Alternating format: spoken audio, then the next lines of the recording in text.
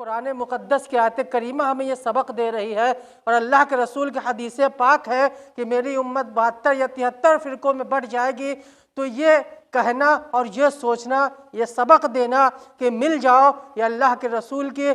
ارشاد کے مطابق نہیں بلکہ اس سے گریز کرنا ہے۔ جب اللہ کے رسول نے فرما دیا کہ میری امت 72 یا 73 فرقوں میں بٹ جائے گی، تو اس کے برعکس ہو ہی نہیں سکتا۔ امت بٹے گی، انتشار ہوگا، اسی انتشار میں آپ کو ایمان کی پرکھ کرنا ہے۔ تبھی تو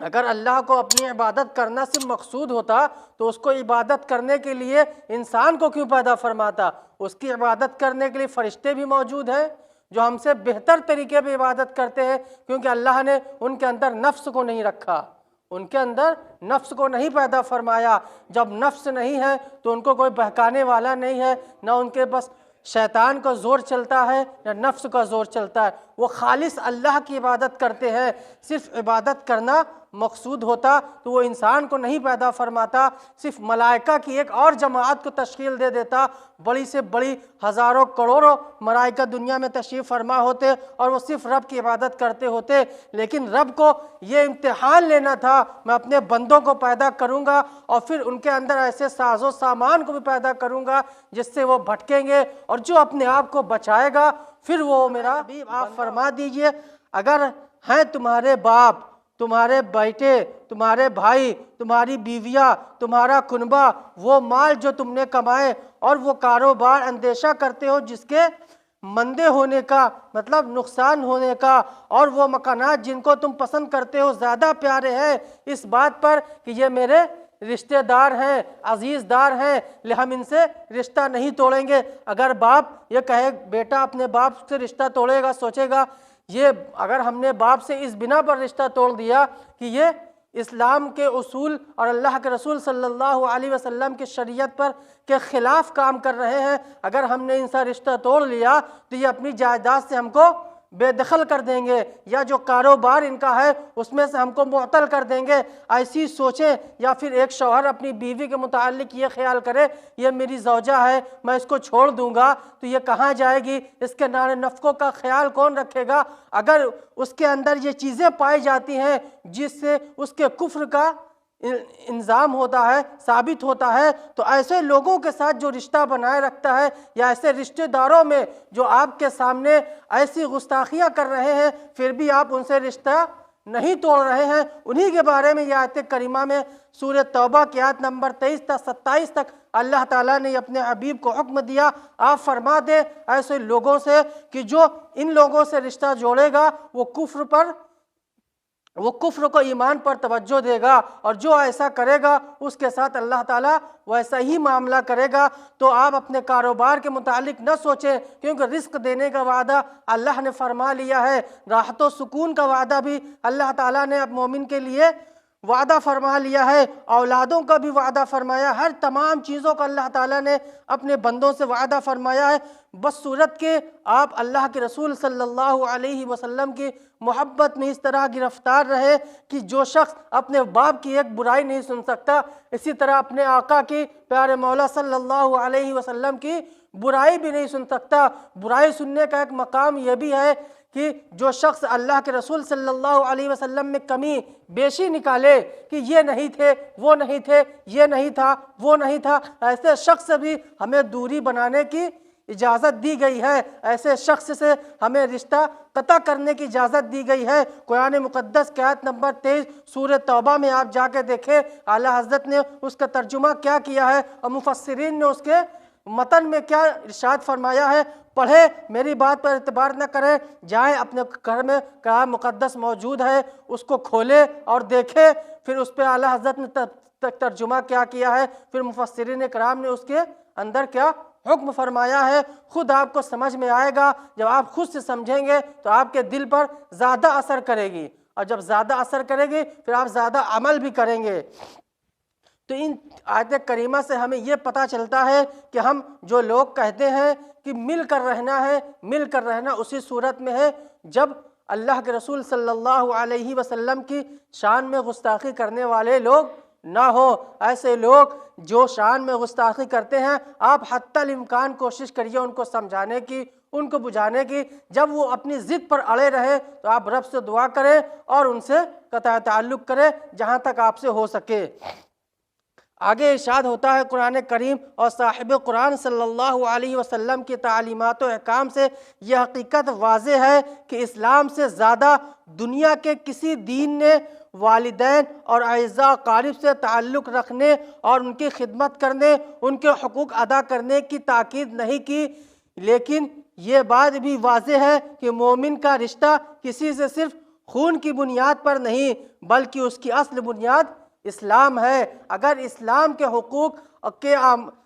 کو وہ بلند کر رہا ہے تو اس سے ہماری رشتہ داری برقرار رہے گی۔ اگر وہ اسلام کے حقوق کو برقرار نہیں رکھ رہا ہے تو چاہے ماں ہو، چاہے باپ ہو، چاہے بہن ہو، چاہے بھائی ہو، دیگر اعزاء اقارب سب اپنے ہیں اگر وہ رشتہ اسلام سے جڑے ہوئے ہیں، اور سب غیر، اور اگر وہ اس سے خارج ہیں تو سب غیر ہیں اگر وہ اسلام سے منقطع اور دور ہیں۔ لہذا ہدایت کی جاتی ہے، اے ایمان والو، تمہارے رشتوں کی بنیاد چونکہ اسلام ہے، لہذا تم میں سے کسی کا باپ یا بھائی جو باعتبار رشتے قریب ترین ہے اگر کافر ہو تو اسے بھی چھوڑ دو، اس کو ولی اور دوست نہ بناؤ۔ اگر تم نے اس حکم کی تعمیل نہ کی اور کافر باپ بھائی اور کو اپنا ولی بنائے رہے تو تم ظالم قرار پاؤ گے، جس کا انجام دنیا میں ذلت و خواری ہوگا اور آخرت میں عذاب۔ جیسا کہ اللہ کے رسول صلی اللہ علیہ وسلم کی زوجہ محترمہ جب ان کے والد گرامی اللہ کے رسول صلی اللہ علیہ وسلم کے حجرہ مبارک میں تشریف لائے، جب ان کے والد نے سوچا کہ ہم اس بستر مبارک پر بیٹھ جائیں تو ان کی زوجہ محترمہ نے اس بستر کو اٹھا دیا، آپ کہا اب یہاں بیٹھیں آپ۔ تو اس والد صاحب نے دیکھا کہ میری بیٹی نے، جس کو میں نے اتنے ناز و نعم سے پالا، اور میرے بیٹھنے سے پہلے اس بستر کو اس نے بچھانے کے بجائے اس بستر کو ہٹا دیا اور اس خالی فرش پر ہم کو بیٹھنے کے لیے کہہ رہی ہے۔ بڑا تعجب ہوا، پوچھا کہ بیٹی ایسا آپ نے کیوں کیا؟ تو فرمایا ابھی آپ کفر کی حالت میں ہیں، یہ بستر اللہ کے رسول صلی اللہ علیہ وسلم کی اجازت کے بغیر اس پہ اللہ کے رسول تشریف فرما ہوتے ہیں، اس پہ وہی بیٹھ سکتے ہیں جو ایمان کی حالت میں ہو، ابھی آپ ایمان نہیں لائے ہیں۔ تو یہ سبق، یہ درس ہمیں ان کی اور زوجہ ہماری امہات المومنات ہمیں یہ درس دے رہی ہیں، چاہے آپ کا باپ ہو لیکن اگر حالت کفر میں ہے یا ایسی بات کرتا ہے جس سے اس کے کفر کا الزام ہوتا ہے تو ایسے لوگ کی عزت اور اقارت کرنے کی اجازت ہمیں نہیں دی گئی ہے۔ ایسے لوگ کے ساتھ ہمیں ویسا ہی سلوک کرنا ہے جس کے وہ مستحق ہے۔ ایسے ہی حضرت ابو بکر یا حضرت عمر کا واقعہ ہے کہ وہ جنگ میں تھے اور باپ بیٹے دونوں ہی ساتھ میں تھے، لیکن بیٹے نے باپ سے کہا کہ میں نے آپ پر اس وجہ سے تلوار نہ چلائی، آپ میرے زد میں تھے کہ آپ میرے باپ ہیں، لیکن باپ نے کیا جواب دیا؟ اگر تم میرے زد میں ہوتے تو میں یہ نہ دیکھتا تم میرے بیٹے ہو۔ کس صورت پر؟ کہ وہ ایمان کی حالت میں نہ تھے۔ یہ فرق ہے، یہ سبق ہے، یہ درس ہے۔ آج ہمارا کیا معاملہ ہے؟ سب مل کر رہنا ہے، سب کو آپسی محبت بھائی چارگی دیکھنا ہے، لیکن کسی کو اللہ کے رسول صلی اللہ علیہ وسلم کے اور اللہ کے حکم کی، اللہ کے رسول صلی اللہ علیہ وسلم کو فیصلے کو نہ مانے، ان کی حکم کو نہ مانے، ان کے شان میں گستاخی کرے، تو ایسے لوگوں سے بھی ہمیں رشتہ نہیں رکھنا ہے۔ آپ سمجھائیں، کوشش کریں، لیکن جب وہ نہ مانے تو آخر میں ان سے رشتہ قطع کرنا ہی ہے۔ تو یہ نہ سوچیں یہ ہمارا بیٹا ہے یا ہمارا بھائی ہے یا ہمارے رشتہ دار ہیں، تو ایسے لوگوں پر آپ ایمان کی حالت، ایمان پہ ترجیح نہ دیں، ان سے تعلقات کے باعث اپنے ایمانی تقاضوں کو چھوڑ دیں یا ان ذمہ داریوں کو پورا نہ کریں جو بحیثیت مومن اس پر عائد ہو چکی ہے۔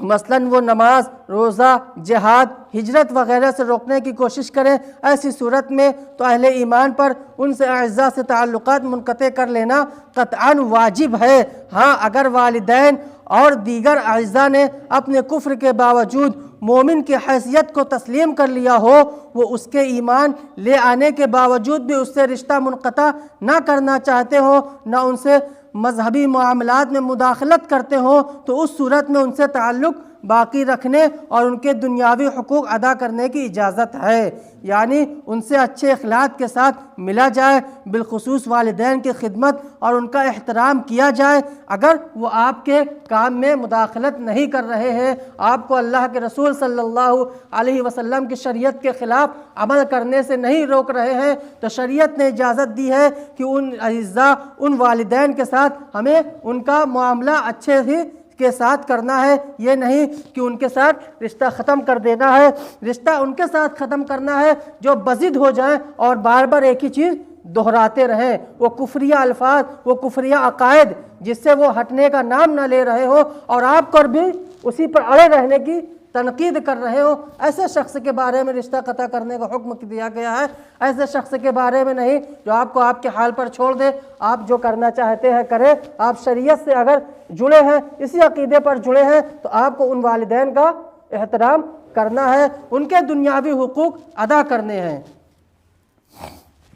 تو اچھے اخلاق کے ساتھ ملا جائے، بالخصوص والدین کی خدمت، ان کا احترام کیا جائے، لیکن پھر بھی انہیں اپنا نہ سمجھا جائے، بئی معنی کہ ان پر اعتماد کرتے ہوئے انہیں اپنے رازوں سے آگاہ نہ کر دیا جائے، اپنے دنیاوی معاملات کا انہیں مختار کل بنا دیا جائے کہ کفر ایک ایسا فریب ہے جو کافر کو مومن کے ساتھ کسی وقت بھی فریب پر آمادہ کر دیتا ہے۔ لہذا کافر چاہے باپ بھائی ہی کیوں نہ ہو، قابل اعتبار نہیں ہے، بس ان سے ضروری تعلقات رکھے جائیں، ان پر اعتبار اور اعتماد نہ کیا جائے، انہیں اپنا مشیر نہ بنایا جائے، مطلب ان سے کوئی مشورہ وغیرہ نہ لیا جائے۔ یہ ایک نہایت ہی احتیاطی حکم ہے جو اللہ اہل ایمان کو کفار کے مکر و فریب سے محفوظ رہنے کے لیے دیتا ہے۔ یہ مومنین پر اس کا کرم ہے کہ اس نے کسی نقصان میں مبتلا ہونے سے محفوظ رکھنے کے لیے